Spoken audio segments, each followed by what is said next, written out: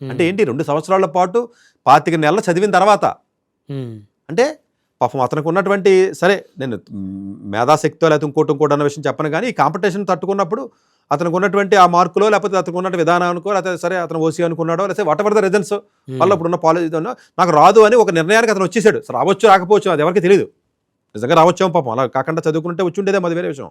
ఆ నిర్ణయానికి మనిషి వచ్చినప్పుడే కదండి మనిషి సూసైడ్ చేసుకుంటున్నాడు కదా. అవును సార్, అవును. ఇప్పుడు ఆ నిర్ణయానికి వచ్చినప్పుడు అంటే మనుషులు ఎప్పుడు సింగిల్గా ఆలోచిస్తారండి, ఎవరితో ఆలోచించరు.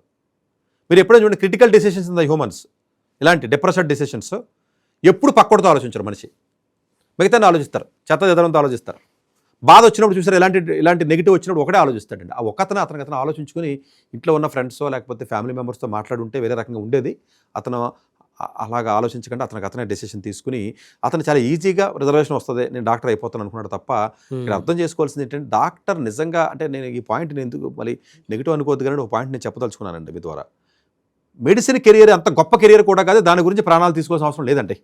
ఓకే, ఇది బోల్డ్గా ఉన్నా నేను ఈ మాట చెప్పదలుచుకున్నాను. ఎందుకంటే ఎంబీబీఎస్ అయినా కూడా 25,000-30,000 కూడా జీతాలు ఇవ్వట్లేదు ఇక్కడ. సాచురేషన్ అయిపోయింది ఆ ఫీల్డ్ కూడా. పీజీ సీటు కొనాలంటే ఎంబీబీఎస్ వచ్చిందండి సీటు, పీజీ దగ్గర బాటిల్ లెక్క ఉంది కదా. అవును, 25,000 మంది 25,000 సీట్లు కూడా లేవు కదా గవర్నమెంట్ సీట్లు పీజీలో. సంవత్సరానికి 2.5 లక్షల మంది రాస్తున్నారు. అవును, మరి సంవత్సరానికి మిగిలిపోయిన 2 లక్షల మంది, లాస్ట్ 10 ఏళ్ళలో మిగిలిపోయిన 20 లక్షల మంది ఏమైపోయారు? వాళ్ళు ఇంకా ఏదో చిన్న కోర్సులు. అంటే నేనేమంటానంటే మెడికల్ నీట్ యూజీ రాలేనంత మాత్రాన్ని గవర్నమెంట్ సీట్ రాలేదు అన్నంత మాత్రాన్ని మీరు బాధపడిపోవాల్సినట్టు అవసరం లేదు. వచ్చినా కూడా మరి ఇంకొక బాటిల్ లెక్క ఉంది కదా. అవును కదా.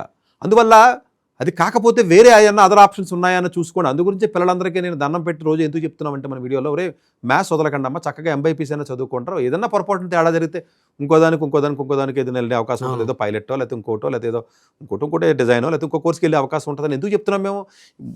మనం ఒకే డైరెక్షన్లో మనకు పక్కాగా మనకు సీట్ వస్తుందని చెప్పేసి ఆలోచన చేసి ముందుకెళ్తే 25 లక్షలు అంతమందికి సీట్లు రావు కదా. అవును సార్. సో అందువల్ల మెడిసిన్ అంటే లైఫ్లో అంతకంటే బెస్ట్ ఆప్షన్ లేదు, దీనివల్ల మన లైఫ్నే త్యాగం చేసేద్దాం అనుకున్నంత కెరియరే కానే కాదు మెడిసిన్. ఈ మాట ఎవడో చెప్పండి, నేను బలంగా చెప్తున్నాను. ఎందుకంటే దాని మీద పూర్తి అవగాహనతో నేను శాలరీస్ ఎలా ఉంటాయి, పీజీ వాడికి ఎలా ఉంటాయి, ఎలా ఉంటుంది, లైఫ్ ఎలా ఉంటుంది, ఎంత నరకంగా ఉంటుంది, బ్యాక్గ్రౌండ్ వెనకాల